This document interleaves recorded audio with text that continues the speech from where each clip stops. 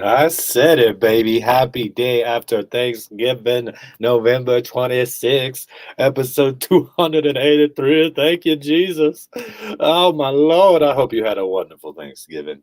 I hope you enjoyed some football. Let me tell you something about society, motherfuckers. Let me tell you something about people at large, the world at large. Let me tell you something. There were 3 football games yesterday on a Thursday. First off, you should have been thankful for that. Thankful mother scummers. But all I saw on Twitter was, oh my God, this game sucks. Oh, this is an awful game. This game sucks.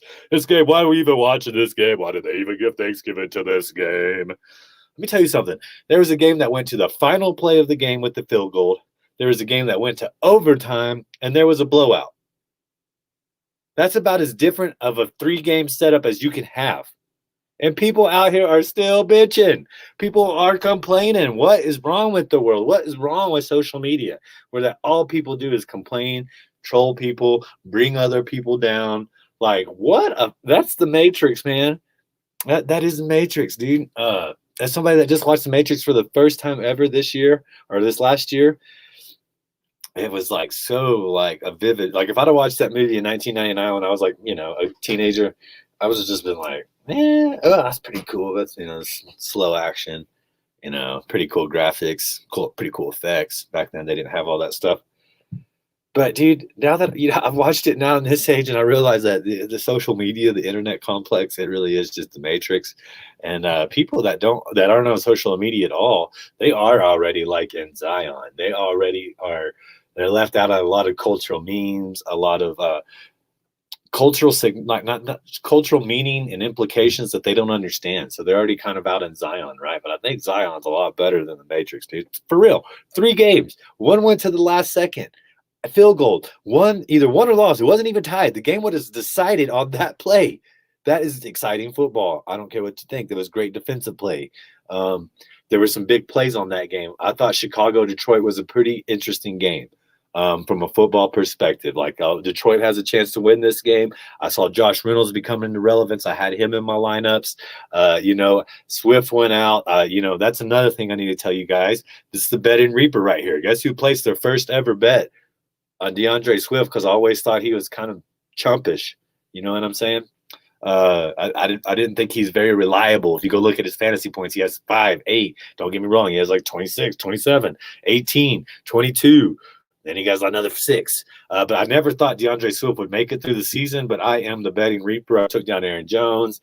I took down a lot of people throughout the year when I bet on them. And I'm sorry for you Swift truthers because I placed my first bet on Swift. Bam, he got hurt. Guess who else I placed a bet on? Roquan Smith, my first Roquan Smith tackle bet. What happened to him? Boom, he got hurt, baby. I placed a bet on Darren Waller to have a touchdown and over 55 yards. What happened to him? Boom, baby. The betting reaper, baby. Whoever I bet on is going down. I'm coming after you, Tom Brady. No, I can't do that. You're in way too many of my best ball formats. That'd be silly. Guess who I didn't have, though? DeAndre Swift. But to bring it back to the point, man, I'm sorry about that, but that's what I thought would happen with Swift. I did not I think I ran into more opposition because I was a Jamal Williams truther, and he hasn't necessarily been relevant for fantasy. But when you put all your eggs in that Swift basket and you drafted him in the first and second round, and now you're not going to probably have him they're going to sit him for a foreseeable future. And if they don't have a win relatively soon, what's the point of bringing back your marquee player? Swift is the Lions' marquee player. He can't complete a season. He's continuously hurt. Those are guys you do not bet on for fantasy. You do not bet on guys that are not going to be there for you come week 15 of the playoffs, because those are the people you freaking need when you draft with your first and second and third round picks. You better make sure those guys are there. Otherwise, you're trying to eat an imaginary meal like they do on Hook. Oh, there you are, Peter. You know what I'm saying? You're going to be eating some imaginary food and try to get full on that when you're in the playoffs. Swift is hurt. Swift is who we thought he was. All right? Getting back to the game at hand, though, I thought it was an excellent game. Reynolds played. Mooney played. Jimmy Graham got the birthday touchdown. I bet on that. Things went as I predicted. I told Big Alma, what happens if Andy Dalton throws 2 touchdowns in this game? It's going to change the game script of this game. Lo and behold, it went down to the last second field goal. Great game. I don't know what there is to complain about. If a game is that tight that it takes a last second field goal, and if they miss it, he loses, and if he makes it, they win. That is great football. I'm sorry. Then we had the Dallas Raiders game. Pretty sloppy defensive play. So most of you people should love that game. Most of you people probably were like, "What? What a game!" No, I went on there like, "Oh, this game's garbage." Don't get me wrong. The referees, that's the Hockley. Hockley, he loves to get himself on camera. That staff calls. There's a lot of old guys on that staff. They call a lot of penalties. It was by far, like, what was it? Somebody said 200 something yards penalization. Like, if you would have started the dirty laundry, the yellow flag for your fantasy game, that the flag would have got you 240 something yards. Isn't that crazy? But that's the Hockleys, right? Like, I'm not one to complain about refs. I mean, I think the Hockley, he's by far, due to his father, he's by far one of the most popular referees now. I mean, Gene Sarator was one of the most famous, but he went into the booth. And then you got this guy, Hockley, who's, the referee. He's not the longest tenured by any means, but he's one of the most recognizable. I just think he likes to see himself on camera. They're in love with himself. They like to be a part of the game more than necessary. When you're a referee, it's like being a lineman. The casual fans shouldn't know who you are. They shouldn't recognize your face. None of that stuff, man. When that's how it is an offensive lineman. If you're doing a great job as an offensive lineman, they give you some praise, but really most people don't know who you are. So the referees did make themselves a little bit more of that game, but the game went to overtime, people. Thanksgiving game went to overtime. Are you freaking kidding me? Who doesn't like that? Who does not like an overtime game? Go into the, what more can you ask? Waller went out. Zeke was kind of a non-factor. Pollard returned a kick for a touchdown. I'm playing against that guy in a game I got to win, and I still like it. It's football. I like exciting plays. I like big plays. I mean, I'm sorry for you. Like, in my league of record, trust me, that got a lot of points. Pollard got 20-something points because he got all those return yards. He got that return touchdown. Why would you play fantasy football and not give those points? Not give those points. Can you imagine that? Can you imagine there's people out there with Pollard not getting those points? How whack is that? That's what you should be complaining about. Not like, oh, this game went to overtime. Thanksgiving game sucked. Like, my God, you got 3 games. This one went to overtime. Two of the most storied franchises in the NFL history. Talking Cowboys, talking Raiders, man. That's 2 of the most winning, most Super Bowl winning, most Super Bowl going franchises of all time. The game goes to overtime. People are still bitching. Still bitching. Social media. You are a lot of complainers, my friends. That's what you guys do a lot of. So if you went on social media, you just thought, like, man, these games must have sucked. What happened? No, that game went to overtime. There were touchdowns galore in it. It seems like the ball was being spread around to everybody, from Hunter Renfrow to C.D. Wilson to Pollard to backup tight ends, Moreau to Deshaun Jackson became into relevance. Like, from a fantasy perspective, from a reality perspective, what is there to not like about that game? Yeah, people were still bitching about it.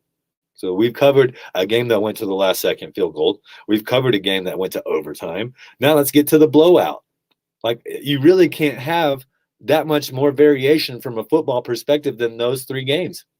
And people are still complaining. Now, if you're a Saints fan, I get it. Complain, but during that game, I heard people like, oh, I'm watching this movie. You shouldn't even be watching this game. Oh my God, the Saints are just awful. Yeah. You had 3 football games on Thanksgiving. What is there to complain about? Josh Allen put up a show. He showed that that defense is legit, that the defense is capable of stopping any quarterback, not just a backup quarterback. The Saints, you're in a backfield, you're in a backfield full of backups. Whew, that was hard for me to say. But even still, we got to see some good football. You got to hear Drew Brees. I don't know. That was the first game I heard him call. We got to listen to the great Mike Tirico, one of my heroes, man, as far as like people in the sports world. Mike Tirico is flawless. Did you hear how much he had to talk that game? He had to talk more than me talking on this segment. There ain't nobody here to talk with. But, I love Tirico, man. He's an all-time classic. For you that want to get out and broadcasting, play-by-play, color, any of those announcers. Tirico's the guy. Like, don't get me wrong, I love Al Michaels, but Tirico has this ability to do any task and do it with such professionalism and do it like his enunciation is great, his comedy is great, his timing is great, his ability to cover somebody like Drew Brees is great. I just thought, the Bills blew that game out. I had the Bills defense. I had Josh Allen. Guess what? I had Matt Breida as a captain in one of my super draft leagues. If you're not in super draft, go get it. I just won money in the subscription thing. I just won money in the subscription league. I just won money in the money, like sports betting, legal sports betting part of it. It's a lot of fun, guys. I like it. I'm doing well on it. My DFS the past 3 weeks is carrying me past bad. I went down. I told you. I bet on Waller. What happened to him? He's probably out a few games. I bet on Roquan Smith. What's wrong with him? He's probably out a few games. I bet on DeAndre Swift for the first time ever in 2 years. What happened to him? He went down. The betting reaper is for you guys because I'm taking out some of your fantasy guys. It sucks for me because I'm the one placing the bets on these guys and they're going down for me. That's betting 101. You should always, always, always account for the fact that this is football and the person you're betting on is going to get hurt, and the bookies don't give a damn. It was Thursday games. Look how many players got hurt on that short week on Thursday, right? It happens. That's betting. That's what happens when you take a lot of player props. But the betting reaper, which is yours truly, I hit again. So I'm sorry about that. I should have known DeAndre Swift was going to get hurt. I preach that all the time. Lo and behold, he got hurt. All right, let's get down to some Sunday game action. But just don't complain, man. You got 3 games of Friday, or 3 games Thursday on Thanksgiving. Last second field goal, tie, and a blowout. There's not a different scenario you can have.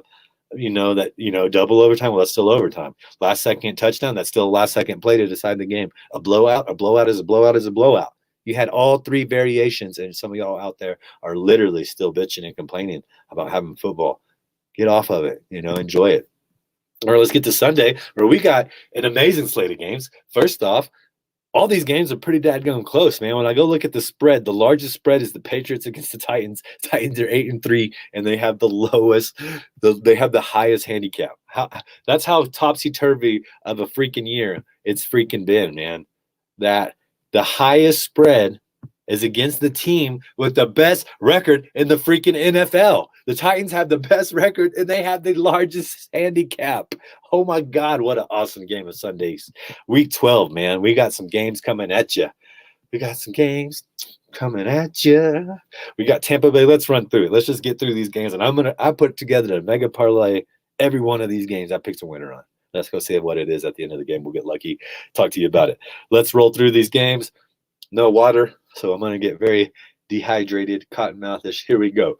Buccaneers at the Colts. Bucks are 3.5-point favorites on the spread. We got a 53-point over and under. I'm pretty sure that's the highest over under of the Sunday matches. 165 for the Bucks. That's a negative 165 for the Bucks, plus 145 for the Colts. 3.5 points. You get Tom Brady on the spread. When I was listening to some guys, they said a lot of money. Like the Colts are like one of the heaviest paid underdogs of the year. That's to say, more money has come in on the Colts to win this game than any underdog over the past 2 years. So they're really trying to pump Brady down. I mean, you can get a 3.5-point spread on Tampa Bay Buccaneer and Tom Brady at negative 105, almost evens. You're not going to get that You're not going to get that line with Tom Brady too many times out there. Okay, so if you are a truther, I'll tell you who I chose to win this game later. But if this is a great game, but particularly for you Tom Brady truthers, you can go bet on Tom Brady in this game, and you're not going to have this line very often. I promise you. All right. Jets at the Houston Texans. Houston Texans 2.5-point favorites, baby. Let's go. 44.5 points on the over-under. We got negative 140 for the Houston Texans. How about that, baby? Plus 120 for the New York Jets. Houston's about to roll. Houston's about to do the damn deal. Come on, David Johnson. It's time for you to have a game, baby. Let's hit it. All right, Eagles at Giants, another NFC East showdown. And with the Cowboys going down on this crazy losing streak, the offense is just sputtering. Are they nothing without their left tackle? Probably. We'll have to see. Zeke's hurt. This just goes to show left tackle's hurt, Zeke's hurt. Dak cannot carry the team. Dak may be, the darling boy, the fan favorite, the one that gets all the accolades when things are going good. Well, he deserves to have all the things put that, if you get all the credit when things are going good, you need to be able to step up and take all the blame when things are going bad. That's how leadership works. We need to be dependent on Dak more because all you said, Zeke's washed up, Pollard's the best running back. When Zeke don't dominate, the Cowboys don't dominate. That's just point simple. The Eagles have a chance to make a great move, win a division game, get closer to claiming the division lead. 3.5-point spreads on the Eagles, 45 points on the over-under, negative 190 for the Eagles, plus 160 for the Giants. We hopped on that spread. I do know Big Almo's not here, but we talked about this game, and he mentioned it yesterday, that the Eagles, we both like the spread. If you want one bet, it was at 2.5. It's moved to 3.5, and I still freaking feel great about it. So if you want an easy spread bet, take the Eagles. Carolina at the Dolphins. Carolina Panthers, Miami Dolphins, 2-point spread on the Carolina Panthers, 41.5 points on the over-under. We got negative 130 for the Panthers, plus 110 for the Dolphins, baby. The largest spread. Oh my God, the Tennessee Titans. What is their record? I gotta pause the show real quick. I gotta go look at this. It just blows my freaking mind, man. Let's see. Let's go leagues. Come on now. Tennessee Titans are 8-3, best team in their conference. They have just a 1-game lead over the New England Patriots, but they have a plus 37-point differential, and they are 7-point dogs. 7 points, obviously, on the spread for the Patriots. 43.5 on the over/under. Negative 290 for the Patriots, a big-time spread. Plus 230 for the Titans. Maybe the Titans will go in there and hit them in the mouth, as Pat McAfee would say. You won't get knocked the fuck out. The Patriots, man, I think they're going to win this game, but it's just interesting to me. They're 8-3. They have the second best record in the football, and they're the highest. That's how crazy this week is. Be careful how you bet, because everything is under 7 points on the spread, and the 8-3 team is the one that has that handicap. Moving right along, AFC North showdown, baby. Pittsburgh Steelers at the Cincinnati Bengals. Bengals 3.5 points on the spread, 45 points on the over, under negative 180 on the line for the Bengals, plus 155 for the Steelers. And I think the Steelers can upset them in this game. That's a pretty good NFC matchup. I don't even remember who I took. We'll have to go back and look. Falcons at the Jaguars, baby. How about this game? Woo! Jaguars, AFC South might be flexing and catching up. The two bottom teams have some ground to make up, but Jaguars are the Falcons are 1.5-point favorites. Tight line. 45.5 points on the spread. Negative 130 for the Falcons, plus 110 for the Jags. I do like that under. I think the Jags got this game, baby. Chargers at the Broncos. How about this? Broncos a week off. Signed two of their wide receivers, man. Signed both of their Tim Patrick. So they got Sutton, Patrick, Judy. They have them locked up for at least. Judy's in his second year, so I'm going to say they're at least locked up for 3 more years if they pick up Judy's rookie contract. That's an amazing triple set of wide receivers. But the Chargers are on a roll. The Chargers are 2.5 points on the spread, 48.5 points on the over/under, plus 125 for the Broncos, negative 145 for the Chargers. Very tight line. AFC battle up in Denver. Should be colder. I think the under is good here, 48.5 points. As long as the Broncos don't put up a lot of points and they start the Chargers on a few drives, I think that's an easy under, man. Rams at the Packers. How about this? Rams, 1.5-point favorites on the road after losing 2 games. Are you freaking ridiculous? 47.5 points on the over-under. Negative 125 for the Rams, plus 105 for the Packers, who are underdog. That line has moved even more. It was plus 100 last night. When I made a wager on it, it's plus 105. Now, the Packers haven't lost a game at home. They barely lost to Minnesota in a very close divisional game. The Rams look out of rhythm to me, but there's just this infatuation with the Rams right now. The LA Rams. Oh, I heard several people say, oh, yeah, if the Super Bowl were going to be played next week, I think it would be the Rams. And who else did they say? I can't even remember the AFC team. So I was like, the Rams, the team that's not even winning their division, the team that's lost 2 in a row, the team that doesn't look like they have an identity defensively besides Jalen Ramsey. That's your pick to win the brutal NFC. Hey, we're taking the Packers, baby. They're at home. They're not going to lose this game. Aaron Jones is coming back. What are they going to do to stop that man? What are they going to do to stop? I mean, Devontae's already proven that he can score on Jalen Ramsey at will. So I think it'd be foolish of you to take the Rams in this game. I would take the Packers. I told you you're never going to get Tom Brady at a 3.5-point spread like you are right now, and the Bucs, in pretty good rhythm. You're not going to get the Packers as a home underdog too often in your life with Aaron Rodgers at the helm. Go bust that underdog over at plus 105. All right, moving right along. We got the Vikings at the 49ers, another what the heck kind of game. 3 points on the spread for the 49ers, 49.5 points on the over under, negative 170 for the 49ers, plus 150 for the Vikings. Man, this is just an awesome slate of games because it's so damn unpredictable. I told you I picked the winner nowadays, and if it hits, my God. Sunday night, we have Cleveland Browns at the Baltimore Ravens. 4 points on the spread for the Ravens. That's at negative 105, though. 47.5 points on the over-under. We also have plus 160 for the Cleveland Browns. Negative 190 for the Ravens. Just wrapping up the Monday game. How about a 1-point spread for the Washington football team? All of a sudden, I think that's flipped. 46.5 points on the over-under. And we have a negative 115 for the Washington football team.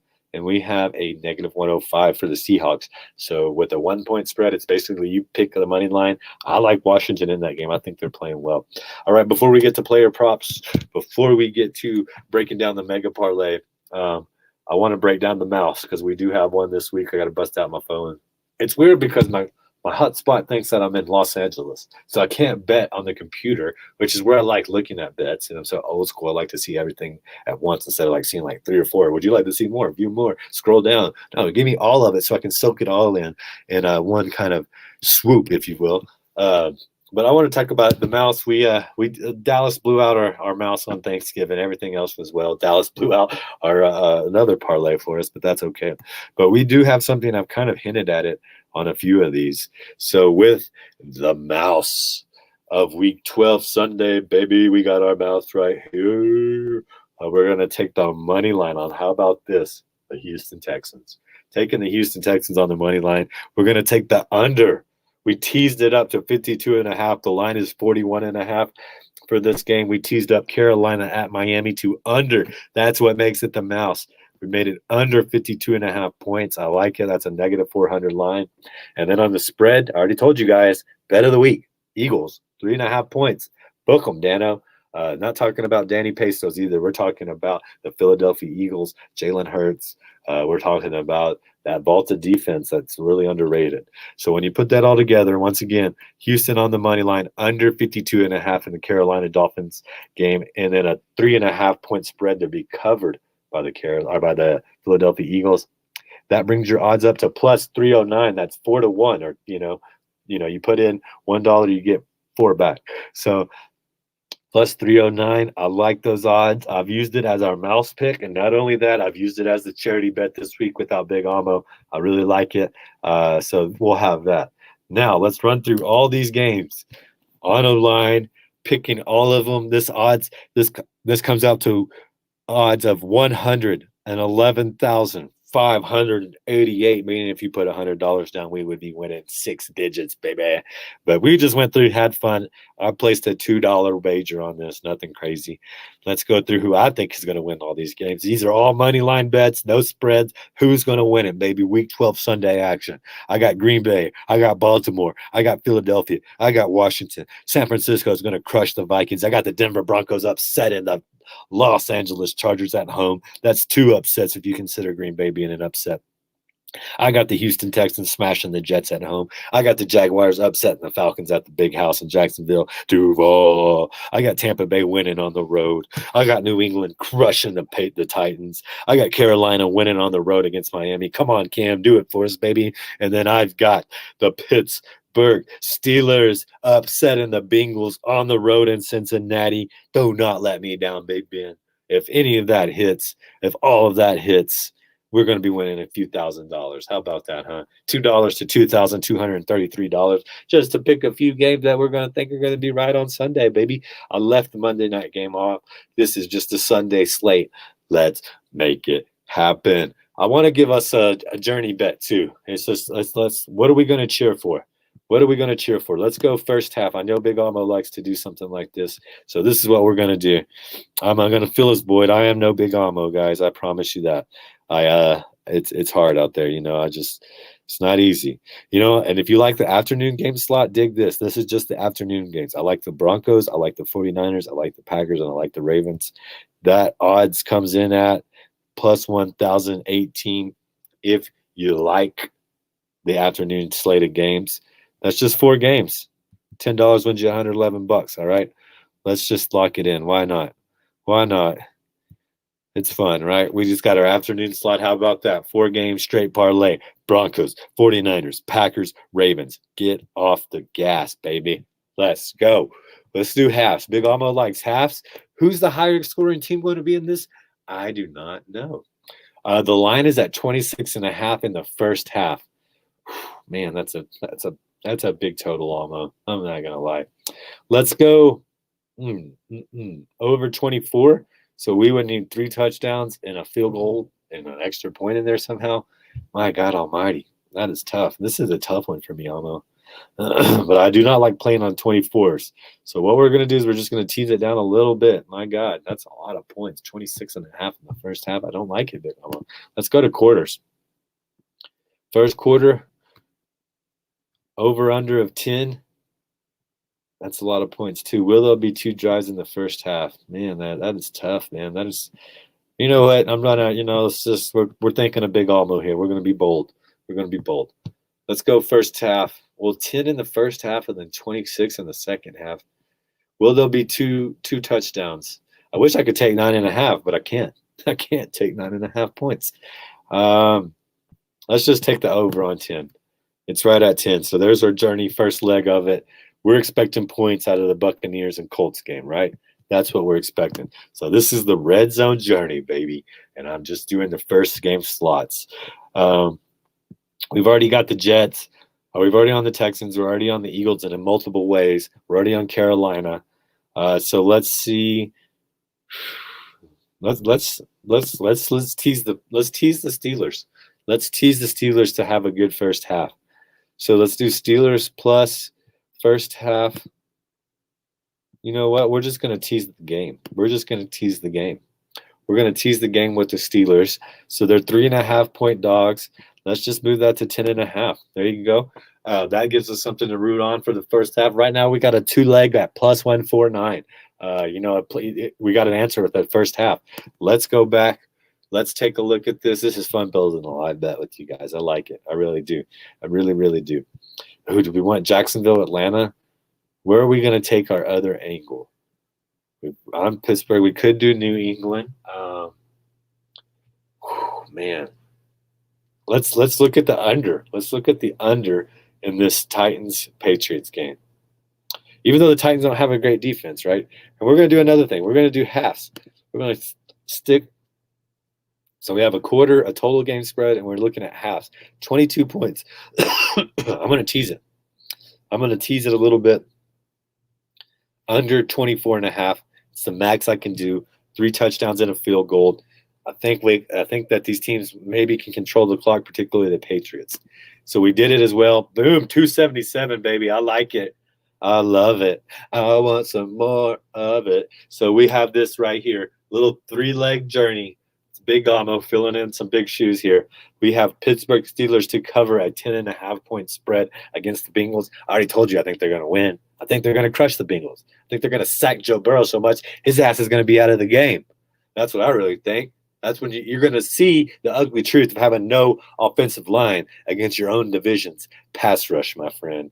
Welcome back. Who took Joe Burrow out the first year? Was it the Steelers? I believe so. So we have Steelers to cover a 10.5-point spread. We have under 24.5 points in the Titans versus the Patriots. Big Almo likes to cheer on the points. I like to cheer on some defense every once in a while. So we have under 24.5 Titans at the Patriots. And then over 10 points in the first quarter. Give us 2 touchdowns. For God's sakes, do not just give us a touchdown and a field goal. If I could have took 9.5, I would have. That's the gamble. We're at plus 277 with that. $5 bet, nothing crazy, $18.85. And, of course, if you bet 10, you should be winning $27, $37. I'm probably going to place $10 on that bet just to have something fun to root on for the red zone. It's a lot of fun. I like doing that. All right, let's take a look around. Let's go to anytime touchdown scorers. Here we go. It's one of my favorite bets. We've been on lately. The touchdown scorers saved me. I bet on Jimmy Graham. I bet on Breda. they were great. Jimmy Graham's was really great. I mean, what was there not to like on that one, right? All right. So we have Jonathan Taylor. Of course, I'm rolling with him. I do not care. Jonathan Taylor, -200. Mike Evans, +105. Those are my guys in that game. All right. It could be somewhere else, but I'm just going to the well, my friends. David Johnson, anytime touchdown scores at +110. Get the hell out of here. What is that about? Tyrod Taylor's is +200.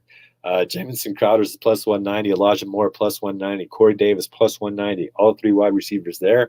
Where's the running back? Where are you at, brother? Keelan Cole, he's at +225 wide receiver.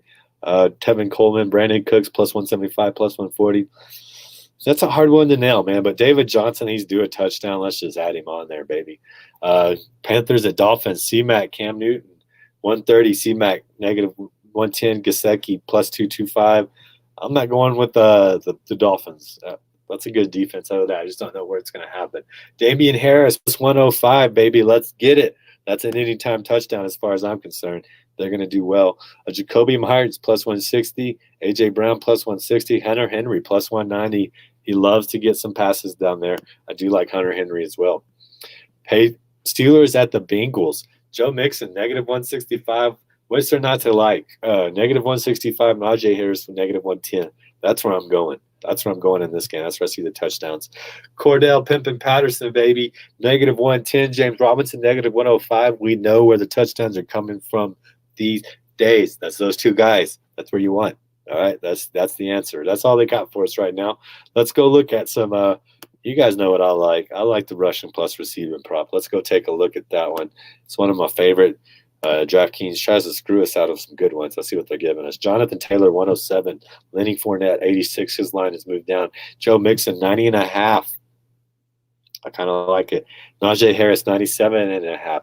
Darrell Henderson against Green Bay, 83.5. Where's the Aaron Jones prop? You scared? Let's go. Come on, man. Dalvin Cook, 103.5. If I were going to take one out of these, as crazy as it is, as crazy as it might sound, I'm taking Jonathan Taylor at 107.5. He has the highest line. He's the one I trust the most. He is the RB1 of our league. Let's take a look at, oh, man, why'd y'all do that to me? The Mac, man. You push it just a little too hard. You go back too far. Let's take a look at, let's keep it with the, let's go with quarterbacks. A lot of you people like the quarterbacks. I understand. Wentz, 245.5 against that bad Bucs defense. If you think the Buccaneers are going to be winning and that Carson Wentz is going to have to be coming from behind, there you go. Tom Brady, 315.5. I like the under on that one. I really do. Daniel Jones, we're not going to mess around with quarterbacks in that game. Big Ben, 255.5. Joe Burrow, 255.5. You think that's a doable for either one of them? Game's going to be played outside. I think they're both under.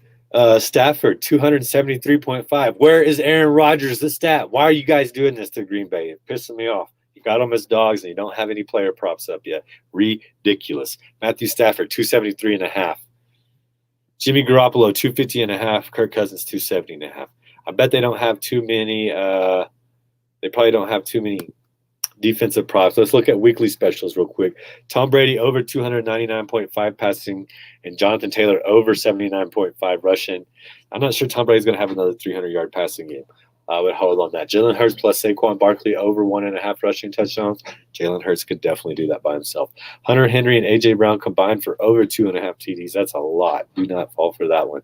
Najee Harris over 89.5 rushing yards. Jamar Chase over 72.5 rushing yards or passing yards, receiving yards. I don't know about that. Austin Eckler and Melvin Gordon to combine for 179 rushing and receiving yards. I love it. I love it because the Chargers do not allow a lot of yards to the wide receivers.